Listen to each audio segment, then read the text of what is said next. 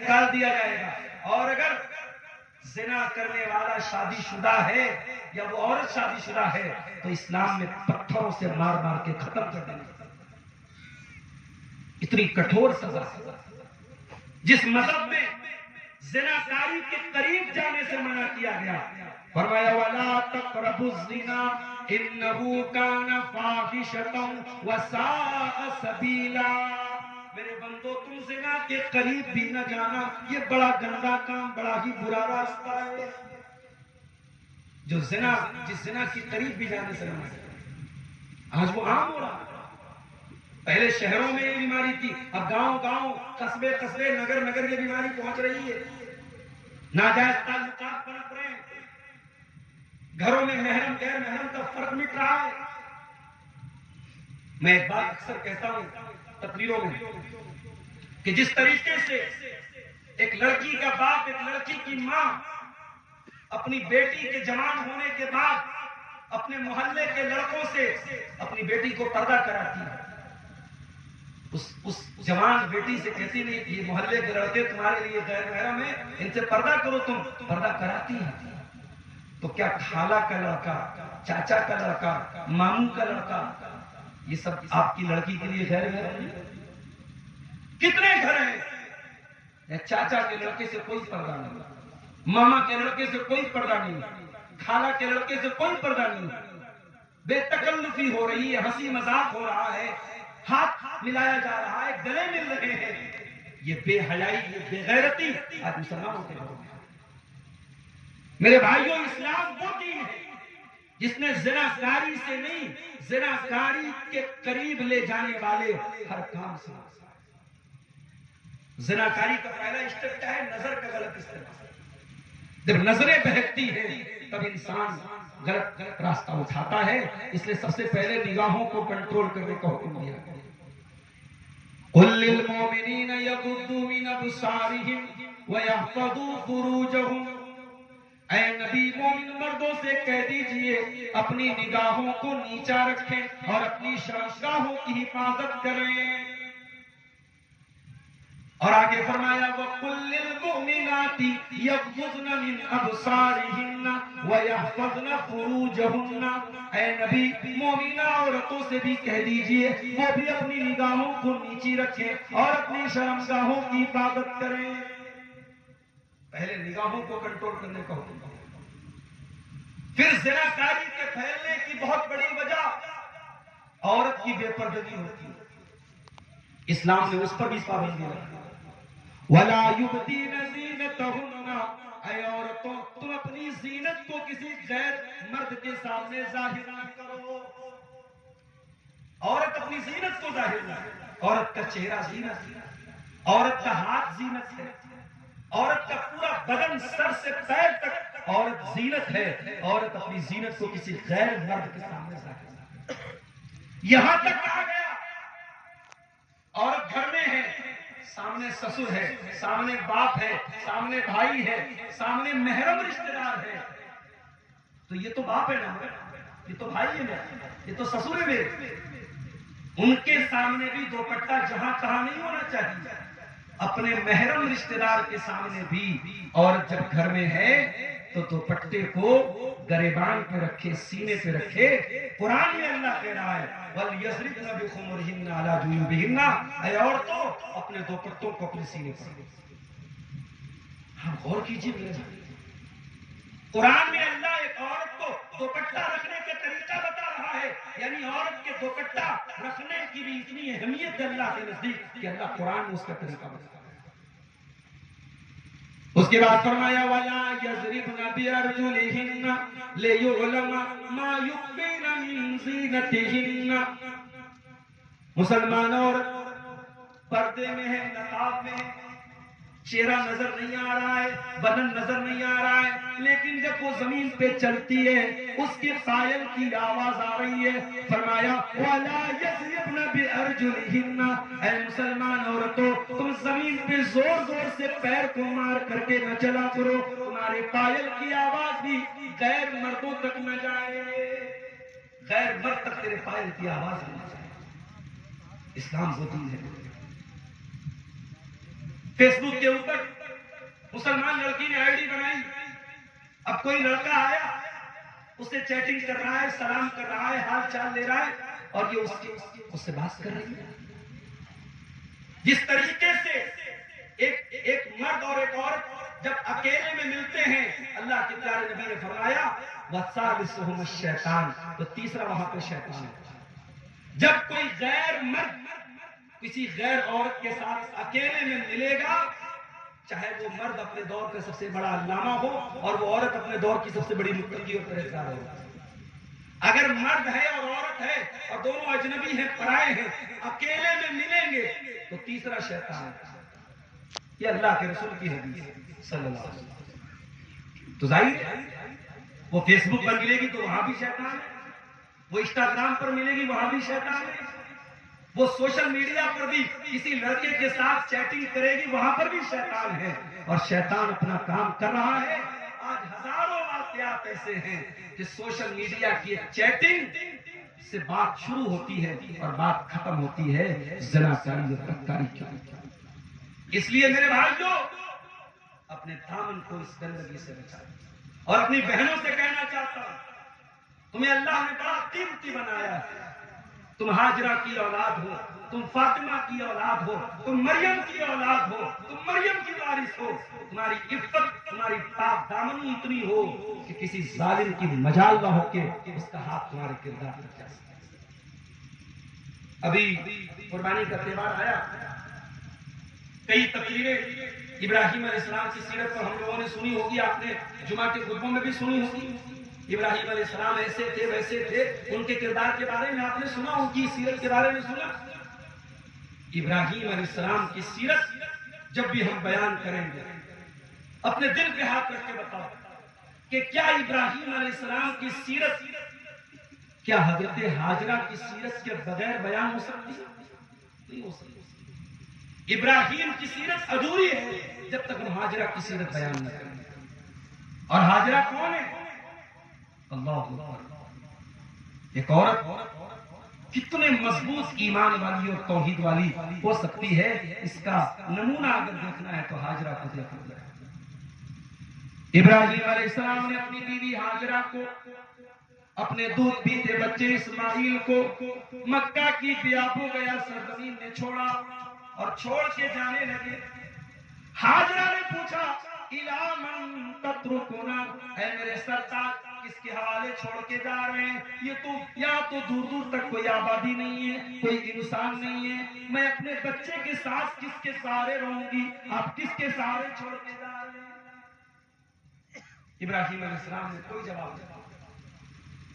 پھر حضرت ہاجرہ نے پوچھا اللہ امرک بہذا, اے میرے سرتاج کہیں ایسا تو نہیں کہ یہ اللہ کا حکم ہے, یہ اللہ کا امتحان اور اللہ کی طرف سے آزمائش ہے؟ کہا کہ ہاں اے میری بیوی, یہ اللہ کی طرف سے ایک امتحان ہے, اللہ کا حکم. میری ماں اور بہنوں, لوگ کہتے ہیں کہ عورت بڑی کمزور ہوتی ہے, عورت بڑی جذباتی ہوتی ہے, عورت بہت جلدی پگھل جاتی ہے. میں کہتا ہوں کہ اگر عورت ایمان والی بن جائے, توحید والی بن جائے, استقامت والی بن جائے, رب کعبہ کی قسم اس عورت کے ایمان کو دنیا میں چیلنج نہیں کیا جا سکتا. ہاجرہ نے جب یہ سنا کہ یہ اللہ کا حکم ہے, ہاجرہ نے کیا جواب دیا میرے بھائیوں؟ فرمایا اِذَن لَا يُزَيِّعُنَ اللَّهُ أَبَدًا, اے میرے سرتاج اگر یہ اللہ کا حکم ہے تو آپ شوق سے چلے جائیے, اللہ ہمیں برباد نہیں کرے گا, اللہ ہمیں رسوا نہیں کرے گا, اللہ ہمیں ضائع نہیں کرے گا. اگر یہ اللہ کا حکم ہے آپ جائیے, اللہ ہمیں برباد نہیں کرے گا.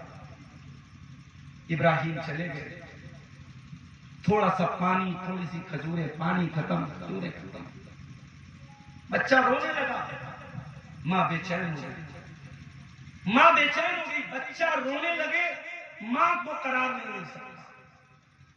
خانہ کعبہ سے کچھ دور پر صفا کی پہاڑی تھی, حضرت ہاجرہ صفا کی پہاڑی پہ چڑھی, سر پہ ہاتھ رکھا, دور تک نظر دوڑایا کوئی اللہ کا بندہ نظر آ جائے اور میرے بچے کے پانی کا انتظام ہو جائے, مگر کوئی ہوتا تو نظر. اما ہاجرہ صفا کی پہاڑی سے نیچے اتری، جب نشیب میں پہنچی، جب زمین پہ پہنچی، اپنے کپڑوں کو اٹھا کے جلدی جلدی دوڑنے لگی، پھر دوڑتے دوڑتے مروہ پر پہنچی اور مروہ پہ چڑھ کر کے دور تک نظر دوڑائی، کوئی نظر نہ آیا، پھر مروہ سے صفا آئی، پھر صفا سے مروہ، 7 چکر لگا ڈالے ایک ماں نے اپنے بچے کے۔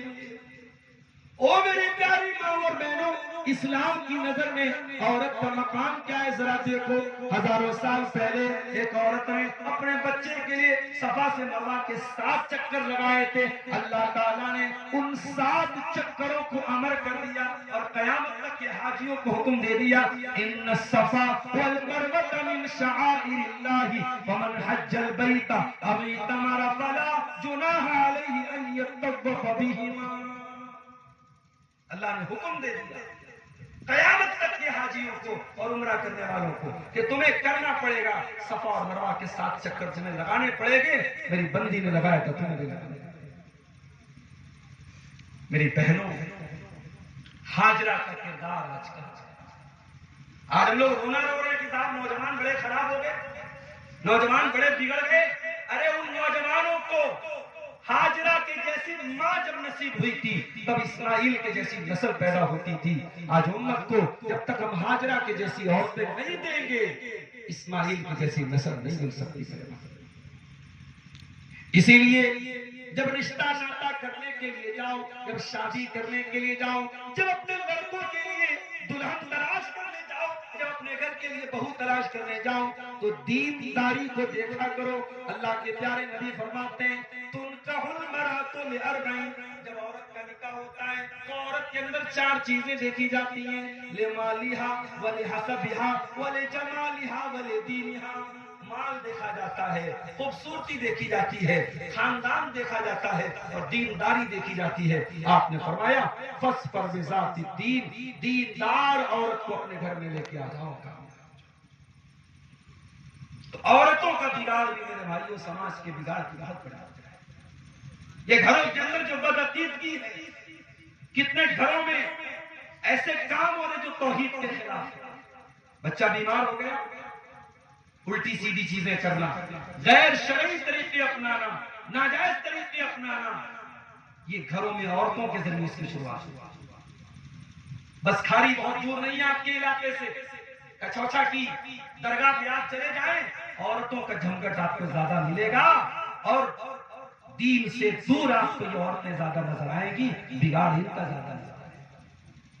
اس لیے میرے بھائیوں، میری ماں اور بہنوں، آپ کا دین کی طرف آنا بہت ضروری ہے۔ اسی لیے اللہ قرآن میں اپنے نبی کی بیویوں کو خطاب کر کے فرماتا ہے یا نساء النبی لستن کاحد من النساء، اے نبی کی عورتوں تم عام عورتوں کی طرح نہیں، ان اتقیتن، اگر تم اللہ سے ڈرتی ہو، فلا تخضعن بالقول، تو کسی غیر مرد سے بات کرنے کے ٹائم تمہاری آواز میں لچک بھی پیدا نہ ہو۔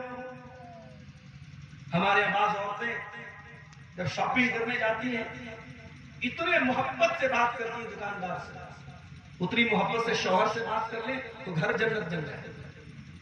شوہر سے ہمیشہ غصے میں بات ہوتی ہے، جلال میں بات ہوتی ہے۔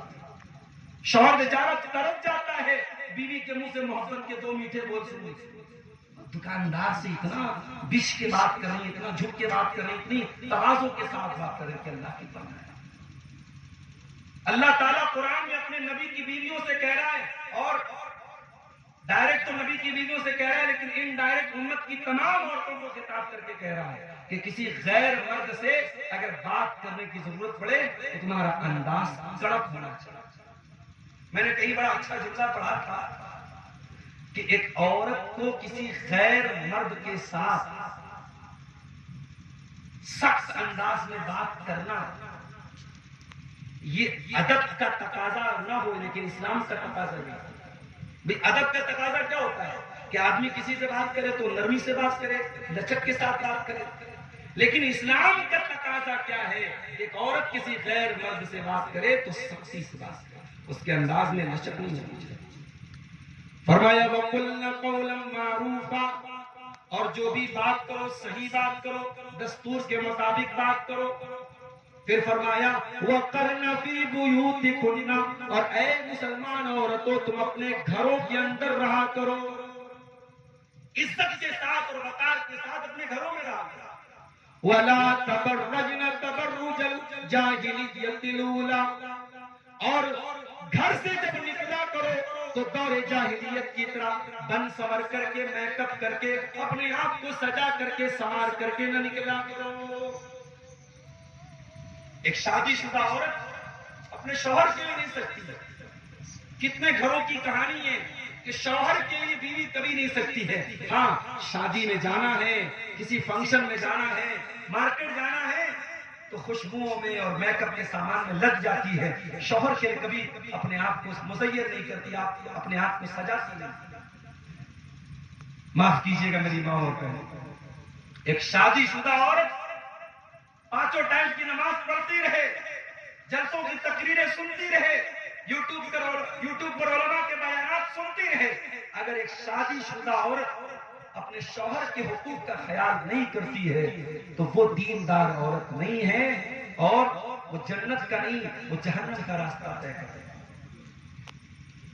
اسی لیے اللہ کے نبی سے پوچھا گیا کہ سب سے بہترین عورت کون سی؟ آپ نے کیا فرمایا؟ التی تسرہ اذا نظر، جب شوہر دیکھے تو خوش ہو جائے۔ یعنی بیوی گھر میں اپنے آپ کو اتنا مینٹین کر کے رکھے کہ شوہر دیکھے تو خوش ہو جائے۔ وتطیعہ اذا امر، اور جب شوہر کوئی حکم دے تو بیوی مان جائے۔ ولا تخالفہ فی نفسہا ومالہ بما یکرہ، اور اپنی آبرو کی حفاظت کرے اور شوہر کے مال کی حفاظت کرے۔ فرمایا کہ جب گھر سے تم نکلا کرو، بناؤ صاف سنگار کر کے نہ نکلا کرو، بن سنور کر کے نہ نکلا کرو۔ وَأَقِمْنَ الصَّلَاةَ، اور اے مسلمان عورتوں تم نماز قائم کیا کرو۔ آج گھروں میں نماز کا ماحول نہیں۔ یہ بیچارے 70 سال کے بوڑھے مسجدوں کو یہ آباد کر کے بیٹھے۔ فجر کی نماز میں آپ چلے جائیں گاؤں کی مسجد میں، اگر یہ 70 سال والے 60 سال والے بوڑھے لوگ نہ ہو تو کتنی مسجدوں میں تالے لگے گا۔ کیا نماز پڑھنے کے لیے آپ بوڑھے ہونے کا انتظار کر رہے ہیں؟ نہیں میرے نوجوان ساتھیوں، عبادت کا اصل ٹائم تو جوانی کا ٹائم ہے۔ میری بہنوں، عبادت کا اصل ٹائم تو جوانی کا ٹائم ہے۔ انسان نماز پڑھنے کے لیے انتظار نہ کرے کہ جب بوڑھا ہو جاؤں گا، جب زندگی سے ریٹائر ہو جاؤں گا تب نماز پڑھوں گا۔ اگر انسان اپنی جوانی کو عبادت میں گزارے گا تو اللہ کے پیارے نبی صلی اللہ علیہ وسلم فرماتے ہیں قیامت کے دن کوئی سایہ نہیں ہوگا، اللہ تبارک و تعالیٰ کچھ خوش نصیبوں کو اپنے عرش کا سایہ دے گا۔ ان خوش نصیبوں میں ایک انسان وہ بھی ہوگا وَالشَّابُ نَشَأَ فِي عِبَادَةِ اللَّهِ، جس نے اپنی جوانی کو اللہ کی عبادت میں گزارا۔ میری بہنوں، نماز کی پابندی کرو، میرے بھائیوں نماز کی پابندی کرو۔ جتنے بھی بزی ہو، جتنا بھی کام دھندا ہے، جتنا بھی بڑا کاروبار ہے، جب نماز کا ٹائم آ جائے ساری مصروفیات کو چھوڑ کے پہلے نماز کا۔ اللہ قرآن میں ایمان والوں کی تعریف کرتے ہوئے فرماتا ہے رجال لا تلہیہم تجارۃ ولا بیع عن ذکر اللہ۔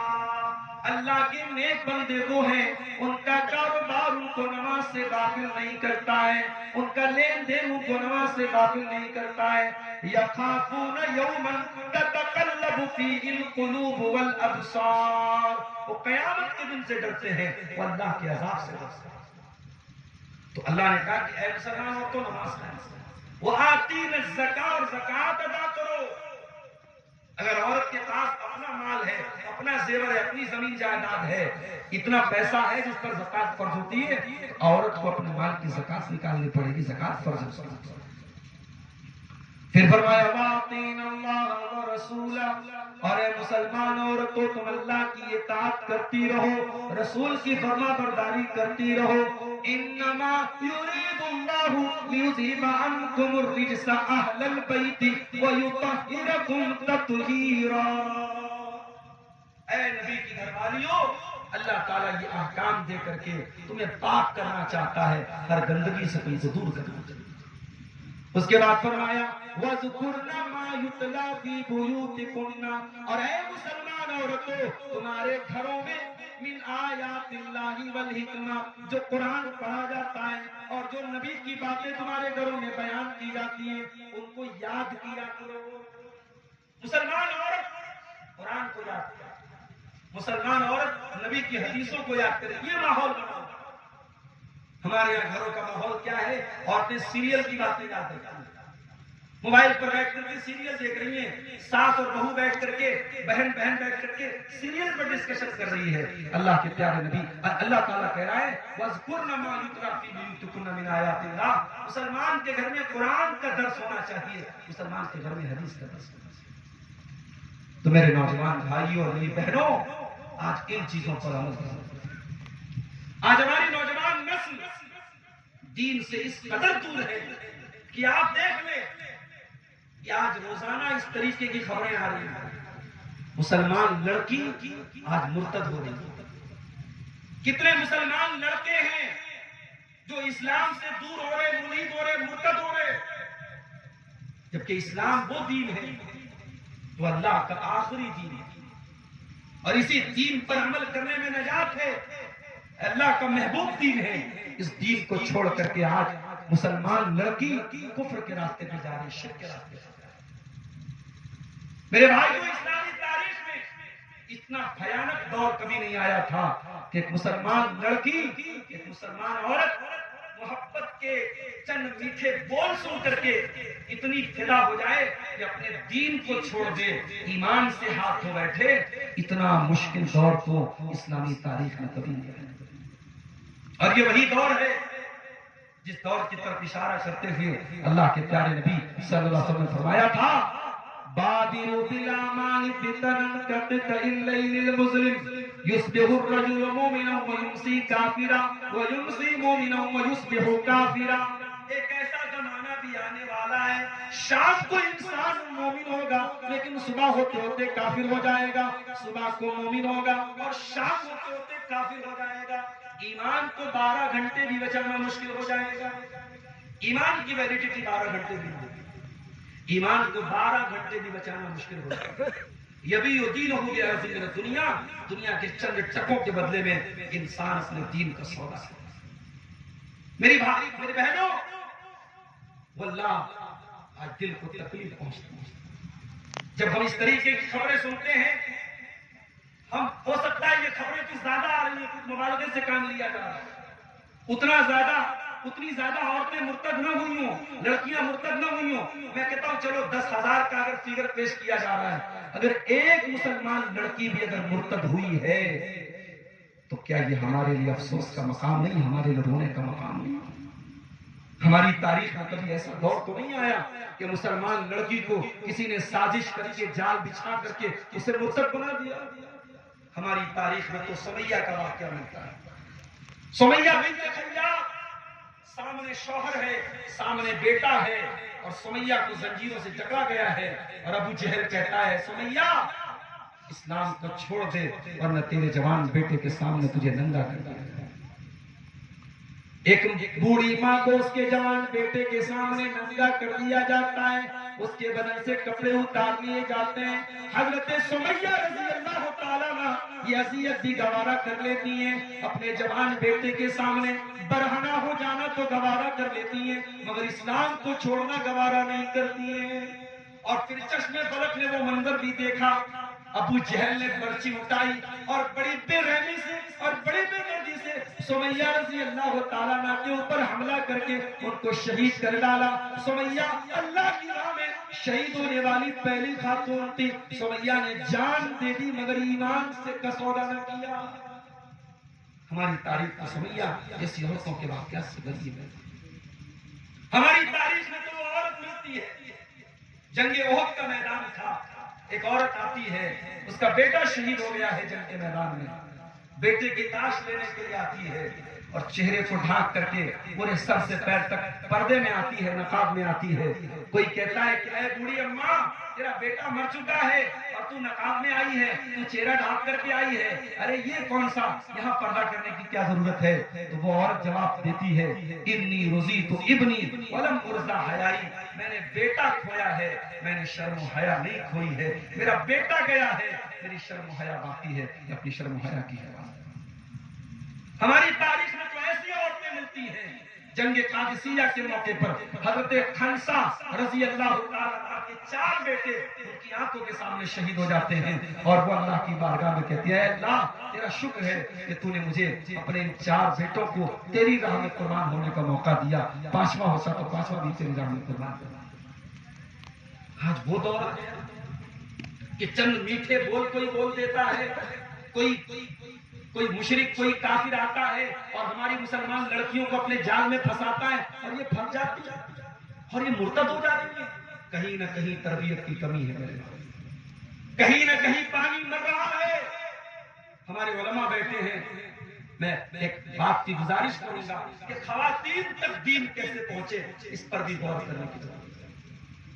ہماری خواتین دین سے کیسے جڑے، ہمارے گھروں کے اندر ہماری عورتوں کے اندر دین کی آواز کیسے پہنچے، وہ دین کو کیسے جانے، اس کے لیے ہمیں کوششیں کرنی چاہیے۔ اگر کچھ پرانے فتاوے ہیں، کچھ پرانے سخت قسم کے فتاوے ہیں تو آج ان پر اثر نو غور کرنے کی ضرورت ہے اور عورتوں کو دین سے جوڑنے کی اور علم سے اور دین سے قریب کرنے کی ضرورت ہے۔ اور بہت سارے علماء کے بیانات ایسے آ رہے ہیں کہ وہ یہ کہہ رہے ہیں کہ نہیں صاحب اب عورتوں کے اندر واقعی میں دینی بیداری لانے کے لیے بہت محنت کرنے کی ضرورت ہے۔ میرے بھائیوں آخری بات بیان کر کے بات ختم کر رہا ہوں۔ آج ہماری مسلمان قوم میں اختلاف کا انتشار بھی بہت بڑی بیماری بن چکا ہے۔ مسلکی اختلاف میں اتنی شدت کہ ایک دوسرے کی تکفیر کرنا، ایک دوسرے کی شکل نہ دیکھنا۔ ابھی کل ایک صاحب کا ویڈیو یوٹیوب پر کوئی ہم کو دکھانے لگا، کوئی مولوی صاحب تقریر کر رہے تھے، کہہ رہے تھے صاحب آج تک آپ نے مسئلہ سنا ہے کہ جمعہ پڑھنا فرض ہے، آئیے میں آپ کو بتاتا ہوں کہ جمعہ چھوڑنا بھی فرض ہے۔ پھر مولوی صاحب نے اپنے کسی بڑے عالم کی کتاب کھول کے فتویٰ پڑھا کہ فلاں فلاں مسلک کا عالم اگر جمعہ کی نماز پڑھا رہا ہے تو آپ جمعہ چھوڑ دیجئے، جمعہ مت پڑھیے، آپ اپنے گھر میں ظہر پڑھ لیجئے، جمعہ کا چھوڑ دینا فرض ہے آپ کے اوپر۔ اس طریقے کے نفرت آمیز فتوے ایک ایسے دور میں جب ہمارے خون کی سیاست ہو رہی ہے، ہماری جان و مال کے ساتھ کھیلا جا رہا ہے، ایک ایسے دور میں میرے بھائیوں مسلکی شدت اور یہ تشدد نہیں ہونا چاہیے۔ اختلافات ہیں ہماری امت میں، ہماری قوم میں، ان اختلافات کو اس طریقے سے حل کرنے کی ضرورت ہے جس طریقے سے صحابہ کرام نے اپنے آپس کے اختلافات کو حل کیا۔ صحابہ کرام کے بیچ میں بھی اختلاف تھا، تعصب نہیں تھا، ان کے درمیان بھی اختلاف تھا، لیکن سامنے دلیل آ گئی، سامنے قول پیغمبر آ گیا، سامنے قول رسول آ گیا، آمنا وصدقنا۔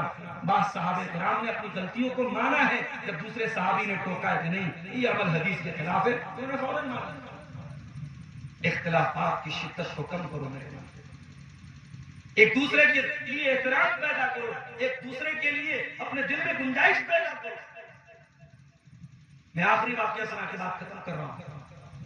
ایک مرتبہ اللہ کے پیارے نبی صلی اللہ علیہ وسلم صحابہ کے ساتھ بیٹھے تھے، اچانک آپ نے کہا کہ اس دروازے سے ایک جنتی آ گیا۔ صحابہ کرام کی نظریں دروازے کی طرف لگ گئی کہ دیکھیں کون آ رہا ہے۔ دیکھا کہ ایک انصاری صحابی وضو کر کے آ رہے ہیں، داڑھی سے وضو کا پانی ٹپک رہا ہے، ہاتھوں میں جوتا لیے ہوئے، چپل لیے ہوئے چلے آ رہے ہیں۔ پھر دوسرے دن اللہ کے رسول صلی اللہ علیہ وسلم فرمایا کہ ابھی دروازے سے جنتی آنے والا ہے، اور سیم وہی صحابی اسی سچویشن میں وضو کر کے داڑھی سے وضو کا پانی ٹپک رہا ہے اور جوتا لے کے 3 دن تک لگاتار ایسا۔ جب نبی کسی صحابی کو لگاتار 3 دن تک جنتی بولتے تو ظاہر صحابہ کرام تو فوراً یہ جاننے کے لیے بے چین ہو جائیں گے کہ ایسا کون سا خاص کام سے۔ تو ایک صحابی حضرت عبداللہ ابن عمرو بن عاص، وہ کہتے ہیں میں انصاری صحابی کے پیچھے پیچھے رہا، اور جیسے ہی وہ اپنے گھر میں جانے لگے میں نے سلام کیا اور میں نے کہا بھائی ایک کام تھا۔ کیا کام تھا؟ کہا بھائی میرے باپ سے کچھ جھگڑا ہو گیا ہے میرا، اور میں اپنے گھر میں 3 دن تک نہیں جا سکتا، میں چاہتا ہوں کہ میں 3 دن تک آپ کے ساتھ رہوں، کیا آپ مجھے اپنے گھر میں رہنے کی اجازت دیں گے؟ ہمارے 3 گھنٹے کے لیے کوئی مہمان آ جائے پیشانی پہ بل پڑ جاتا ہے۔ ہماری عورتوں کو جو ہے مہمان کے لیے روٹی زیادہ بنانی پڑے گرمی کے موسم میں تو شوہر کو 4 باتیں سنا دیتا ہے۔ اس صحابی نے اپنے گھر میں جا کے نہیں پوچھا کہ یہ میرے گھر میں مہمان بن کے رہنا چاہتا ہے، کہا بھائی ٹھیک ہے، میرا گھر تیرا گھر ہے، آ جاؤ 3 دن میرے گھر میں رہو۔ 3 دن تک اپنا مہمان بنا۔ حضرت عبداللہ بن عمر کہتے ہیں میں اس انصاری صحابی کے گھر میں 3 دن تک رہا۔ میں نے بہت غور کیا، بہت جانچ پڑتال کی، مجھے کوئی خاص عمل ان کا نظر نہیں آیا۔ ہم نماز پڑھتے تھے وہ بھی پڑھتے تھے، ہم قرآن پڑھتے تھے وہ بھی پڑھتے تھے، ہم اللہ کا ذکر کرتے تھے وہ بھی کرتے تھے۔ بولے وہ رات میں تہجد بھی نہیں پڑھتے تھے، رات میں آرام سے سوتے تھے کیونکہ دن میں بہت محنت مزدوری کرتے تھے، رات میں جب سونے لگتے تھے اور نیند جب کھلتی تھی اللہ کا ذکر کرتے تھے، بس یہ چیز۔ بولے جب 3 دن گزر گیا میں نے کہا اے میرے انصاری بھائی، نہ تو میرے باپ سے کوئی جھگڑا ہوا تھا اور نہ میں اپنے گھر میں 3 دن تک نہ رہنے کی میں نے کوئی بات کی۔ میں اللہ کے پیارے نبی سے میں نے سنا ہے کہ آپ جنتی ہیں، میں یہ دیکھنا چاہتا تھا کہ کیوں آپ کو جنتی کہا ہے، لیکن مجھے 3 دن کے اندر ایسا کوئی عمل نظر نہیں آیا۔ اب آپ بتا دیجئے کہ ایسا کون سا عمل ہے؟ انصاری صحابی بولے اے عبداللہ بن عمر، میرے اندر کوئی ایسی خاص بات نہیں ہے، جو ہے وہ تم دیکھ چکے ہو، ہاں لیکن ایک چیز میرے اندر ہے، ہو سکتا ہے اس وجہ سے اللہ کے نبی نے یہ مقام دیا ہو۔ فرمایا کیا بات ہے؟ فرمایا لا اجد فی قلبی غشا لأحد من المسلمین، میں اپنے دل میں کسی مسلمان کے لیے دھوکہ دھڑی نہیں رکھتا، میرے دل میں کسی مسلمان کے لیے دھوکہ نہیں ہے، فراڈ نہیں ہے۔